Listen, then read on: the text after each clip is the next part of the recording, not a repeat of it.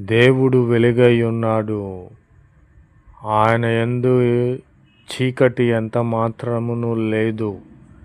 కనుక వెలుగై ఉన్నటువంటి దేవుని యొద్దకు, దేవుని వెలుగుకు మనం వెళ్ళాలి. అట్టి వెలుగును మనము పొందుకోవాలి.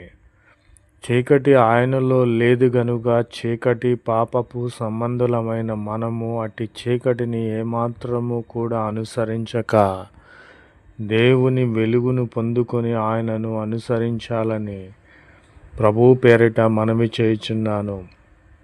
ఆయనతో కూడా మనము సహవాసము గలవారమని చెప్పుకొని చీకటిలో, పాపములో, వ్యభిచారములో నడిచిన ఎడల మనము అబద్ధమాడుచు సత్యమైనటువంటి దానిని జరిగింపక ఉన్నాము.